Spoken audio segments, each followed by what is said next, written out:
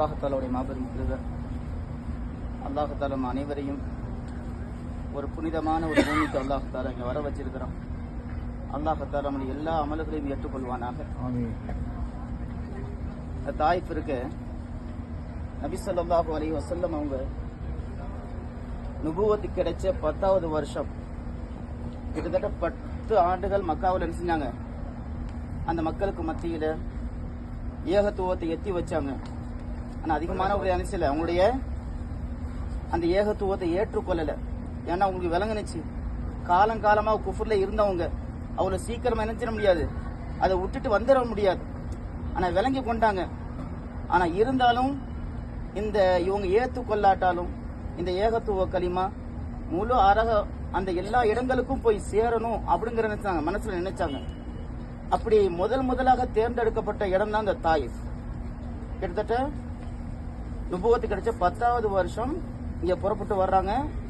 கூட ஸைத் இப்னு ஹாரிஸா ரலியல்லாஹு அன்ஹு அவங்களையும் என்ன செய்றாங்க? கூட்டி கொண்டு வர்றாங்க. இங்க வர்றாங்க. இங்க வந்து அவுஃப் இப்னு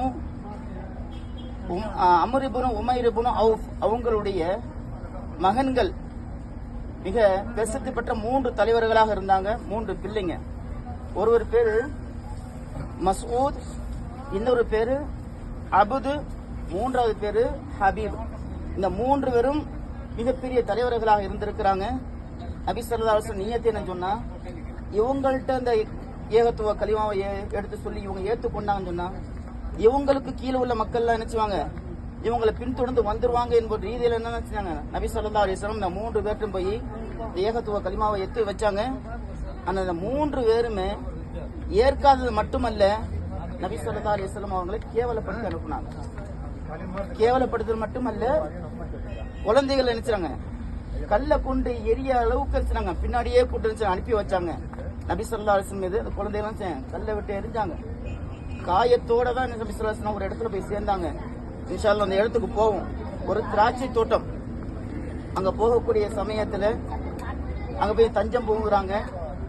அங்க நபி ஸல்லல்லாஹு அலைஹி வஸல்லம் அவங்களுக்கு அந்த இடத்துல தஞ்சம் கொடுத்த யாருன்னு சொன்னா உத்துபாங்கிற ஒரு ஆள். உத்துபாங்கிற சொல்லக்கூடிய ஒரு நபர் நபி ஸல்லல்லாஹு அலைஹி வஸல்லம் உள்ள போன பிறகு அவங்களுடைய அடிமை அத்தாஸ் சொல்றாங்க, கிதாப்ல எழுதுறாங்க அத்தாஸ். அவங்கள்ட்ட ஒரு திராட்சை ஒரு கொலையை கொடுத்து அனுப்பி வைக்கிறாங்க. நபி ஸல்லல்லாஹு அலைஹி வஸல்லம் சொன்னாங்க, அந்த திராட்சையில வாங்கி ஒன்னு வாயில வைக்க சமயத்துல பிஸ்மில்லாஹிர் ரஹ்மானிர் ரஹீம் சொல்லி நினைச்சாங்க, வாயில வைக்கிறாங்க. இத அந்த அத்தாஸ்ங்கிற அந்த அடிமை பார்த்துக்கிட்டு இருக்கிறாரு. இந்த வார்த்தையை சொன்ன உடனே அந்த அத்தாஸ் கேட்கிறாரு, இந்த வார்த்தை இருக்கு பிஸ்மில்லாஹிர் ரஹ்மானிர் ரஹீம், இந்த வார்த்தை இருக்கு, இது இந்த அரபு உலகத்துல சொல்லப்படக்கூடிய வார்த்தை இல்ல அப்படின்னு சொல்லி ஒரு ஆச்சரியமாக நபி ஸல்லல்லாஹு அலைஹி வஸல்லம் அவங்கள பத்தி கேட்கிறாங்க. எப்ப இந்த வார்த்தையை கேட்டாங்களோ நபி ஸல்லல்லாஹு அலைஹி வஸல்லம் அந்த அதாஸ்ட கேட்டாங்க, நீங்க யாருன்னு கேட்டாங்க. நீங்க யாருன்னு கேட்டாங்க. அப்போ அவங்க சொன்னாங்க, நான் வந்து நைனுவா என்ற ஒரு ஊரை சார்ந்தவர், ஈராக்கில் இருக்கக்கூடிய நைனுவா. அது யாருன்னு சொன்னா ஹஸரத் யூனுஸ் அலைஹிஸ்ஸலாம் வாழ்ந்த பூமி. அவங்கள ஈமான் கொண்டவங்க. அதை பார்த்த உடனே நபி ஸல்லல்லாஹு அலைஹி வஸல்லம் இந்த வார்த்தையை கேட்ட பிறகு ஏகத்துவத்தை அவங்கள்ட்ட கலிமாவை எத்தி வைக்கிறாங்க.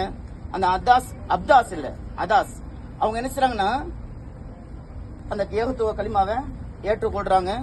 வந்ததுக்கு ஒரு மிகப்பெரிய ஒரு நன்மைன்னு சொன்னா அந்த அடிமை இஸ்லாத்துல வந்ததுதான். போகக்கூடிய சமயத்துல நபி ஸல்லல்லாஹு அலைஹி வஸல்லம் அவங்கள்ட்ட ஒரு ஜின்னுடைய கூட்டமே செஞ்சு இஸ்லாத்தை ஏற்றுக்கொண்டது. இது 2வது கிடைச்ச ஒரு வெற்றி. அந்த சமயத்துல எப்போ அவங்க அடிச்சு விரட்டினாங்களோ இங்க இருந்து போகக்கூடிய சமயத்துல நபி ஸல்லல்லாஹு அலைஹி வஸல்லம் ஒரு துவா செஞ்சாங்க. அல்லாஹ்விட்ட செஞ்சாங்க, ஒரு துவா செஞ்சாங்க. என்னன்னு சொன்னா